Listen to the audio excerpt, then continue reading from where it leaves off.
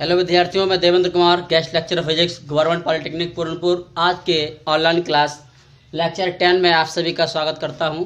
आज का हमारा जो टॉपिक रहेगा बच्चों, वो रहेगा पीएन संधि डायोड अर्ध तरंग दिष्टकारी के रूप में।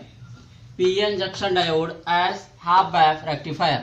तो पीएन जंक्शन डायोड अर्ध तरंग दिष्टकारी के रूप में एक डेरिवेशन टाइप का है, लेकिन थ्योरी है पूरी। तो इसको हमें कैसे समझना है, क्या होता है ये, इसकी बात करेंगे। तो पीएन संधि डायोड को अर्ध तरंग दिष्टकारी या रेक्टिफायर के रूप में हम लोग प्रयोग ही क्यों करते हैं। सबसे पहला प्रश्न ये उठता है कि हम लोग पीएन जंक्शन डायोड को अर्ध तरंग दिष्टकारी या पूर्ण तरंग दिष्टकारी, half wave rectifier, full wave rectifier में क्यों प्रयोग करते हैं। देखिए बच्चों, हमने आपको कल पढ़ाया था रिवर्स वाइज और फॉरवर्ड वाइज। तो क्या होता है कि पीएन जंक्शन डायोड जो है वो हमारा फॉरवर्ड वाइज यानी कि अग्रभिनत में जो है वो धारा के मार्ग में बहुत कम प्रतिरोध लगाता है, और उत्क्रम अभिनत यानी कि रिवर्स वाइज में धारा के मार्ग में बहुत अधिक प्रतिरोध लगाता है। प्रतिरोध तो आप जानते ही हैं, धारा के मार्ग में लगाए गए अवरोध को ही क्या कहते हैं, प्रतिरोध कहते हैं। तो बहुत अधिक प्रतिरोध लगाता है किसमें, अग्रभिनत में, और बहुत कम लगाता है पश्च या उत्क्रम अभिनत में। तो इसी गुण के कारण पीएन जंक्शन डायोड को हम लोग रेक्टिफायर या दिष्टकारी के रूप में प्रयोग कर सकते हैं। ठीक है, अब हम लोग टॉपिक पे आते हैं। पीएन जंक्शन डायोड अर्ध तरंग दिष्टकारी के रूप में। तो क्या होता है बच्चों, पीएन जंक्शन डायोड का अर्ध तरंग दिष्टकारी परिपथ, ये लैंग्वेज आप लिखेंगे। पीएन जंक्शन डायोड का अर्ध तरंग दिष्टकारी परिपथ चित्र में दिखाया गया है। कहाँ दिखाया गया है, पीएन जंक्शन डायोड का अर्ध तरंग दिष्टकारी परिपथ चित्र में दिखाया गया है। इसमें क्या होता है, एसी इनपुट वोल्टेज को, किसको, एसी इनपुट वोल्टेज को प्राथमिक कुंडली, ठीक है, प्राथमिक कुंडली किसकी है, ट्रांसफार्मर की। एसी इनपुट वोल्टेज को ट्रांसफार्मर की, किसकी बच्चों, ट्रांसफार्मर की, ट्रांसफार्मर की प्राथमिक का मतलब क्या होता है इंग्लिश में, प्राइमरी, और प्राइमरी का पहला वर्ड क्या होता है, पी। तो इसमें एसी इनपुट वोल्टेज को ट्रांसफार्मर की प्राथमिक कुंडली टी के सिरों के बीच में लगा देते हैं। ठीक है, फिर क्या होता है, और पीएन संधि डायोड, पीएन जंक्शन डायोड के पी क्षेत्र को, दो क्षेत्र है इसके पास, एक पी है और दूसरा कौन सा है, एन है।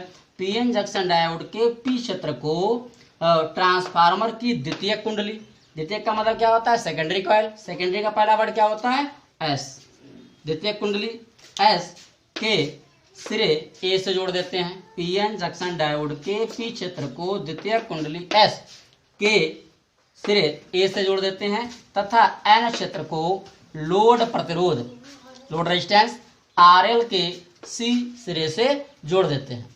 लोड प्रतिरोध आरएल का दूसरा सिरा डी और ट्रांसफार्मर की द्वितीयक कुंडली एस के सिरे बी को आपस में जोड़ देते हैं। इस प्रकार हमें आउटपुट वोल्टेज लोड प्रतिरोध के सिरों के बीच में प्राप्त हो जाता है। ठीक है बच्चों, एक बार और ध्यान देते हैं लैंग्वेज में। क्या होता है बच्चों, एसी इनपुट वोल्टेज को ट्रांसफार्मर की प्राथमिक कुंडली पी के सिरों के बीच में जोड़ देते हैं, और पीएन संधि डायोड यानी पीएन जंक्शन डायोड के पी क्षेत्र को द्वितीयक कुंडली यानी ट्रांसफार्मर की दूसरी कुंडली है, ट्रांसफार्मर की द्वितीयक कुंडली एस के बिंदु ए के साथ या सिरे ए के साथ जोड़ देते हैं, और एन क्षेत्र को क्या करते हैं, लोड प्रतिरोध आरएल के सिरे सी के साथ जोड़ करके लोड प्रतिरोध आरएल के दूसरे सिरे डी को द्वितीय कुंडली एस के सिरे बी से जोड़ देते हैं, और आउटपुट वोल्टेज लोड प्रतिरोध आरएल के सिरों के बीच में हमको प्राप्त। इसके बाद में इसी का टॉपिक रहता है कार्यविधि, वर्किंग मेथड क्या होता है इसका बच्चों। अगला हेडिंग क्या रहेगा, इसको लिखने के बाद में कार्य विधि। ठीक है, कार्यविधि क्या होगी, देखिए बच्चों ध्यान देते हैं। कार्यविधि क्या होती है, देखिए एसी इनपुट वोल्टेज के पहले अर्ध चक्र में, यानी कि फर्स्ट हाफ साइकिल में एसी इनपुट वोल्टेज के पहले अर्ध चक्र में द्वितीय कुंडली एस का सिरा ए पॉजिटिव कैसा होता है बच्चों, पॉजिटिव, और सिरा बी कैसा होता है, नेगेटिव होता है। तब पीएन जंक्शन डायोड जो होता है वो कैसा होता है बच्चों, अग्रभिनत होता है। कैसा होता है, अग्रभिनत मतलब फॉरवर्ड वाइज होता है, अग्रभिनत होता है, और इस स्थिति में धारा जो है परिपथ में बहती है, और लोड प्रतिरोध आरएल के सिरे सी और डी के बीच में हमको धारा प्राप्त होती है। ठीक है बच्चों, क्या होता है, एसी इनपुट वोल्टेज के पहले अर्धचक्र में द्वितीय कुंडली एस का सिरा ए पॉजिटिव और सिरा बी कैसा होता है, निगेटिव होता है। तब पी एन जंक्शन डायोड कैसा होता है, अग्रमनद यानी फॉरवर्ड वाइज होता है। और लोड प्रतिरोध आरएल में जो सिरा उसका है सी डी के बीच में धारा हमको प्राप्त होती है। इसी प्रकार एसी इनपुट वोल्टेज के दूसरे अर्धचक्र में, ये पहला हो गया, अब दूसरे अर्धचक्र में क्या होता है, द्वितीय कुंडली एस का सिरा ए कैसा हो जाएगा, निगेटिव, और सिरा बी कैसा होता है, पॉजिटिव होता है। तब पी एन जंक्शन डायोड कैसा हो जाता है, पश्च हो जाता है। कैसा हो जाता है, पश्च। पश्च मीन्स क्या होता है, रिवर्स वाइज हो जाता है।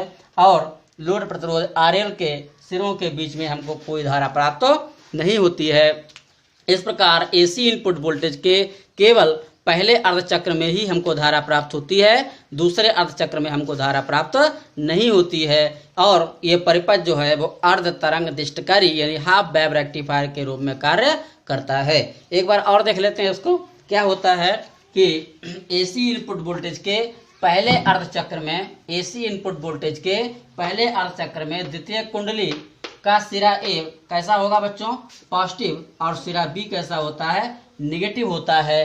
तब हमारा पी एन संधि डायोड जो है वो बच्चों कैसा हो जाता है, अग्र अभिनस होता है। कैसा होता है, अग्र का मतलब फॉरवर्ड वाइज होता है। और लोड प्रतिरोध आरएल में धारा सी से डी की ओर हमको प्राप्त हो जाती है। फिर क्या होता है, एसी इनपुट वोल्टेज के दूसरे अर्धचक्र में, अगले चक्र में, जो हमारा द्वितीय कुंडली है एस, उसका सिरा ए निगेटिव हो जाता है और बी बच्चों कैसा हो जाता है, पॉजिटिव हो जाता है। तब पी एन जंक्शन डायोड जो है वो क्या होता है, पश्च अभिनत होता है, यानी कैसा, रिवर्स वाइज होता है। और लोड प्रतिरोध आरएल के सिरों के बीच में हमको कोई धारा प्राप्त नहीं होती है। इस प्रकार ये परिपथ जो है वो केवल पहले अर्धचक्र में धारा देता है, दूसरे अर्धचक्र में धारा हमको प्राप्त नहीं होती है। और ये परिपथ अर्ध तरंग दिष्टकारी यानी हाफ वेव रेक्टिफायर के रूप में वर्क करता है। ठीक है भाई बच्चों, इसका दूसरा डायग्राम जो होगा वो इस प्रकार होगा, जिसको आप नोट कर लेना है, देख लेना आपको है। ठीक है बच्चों, इसको ध्यान रखेंगे।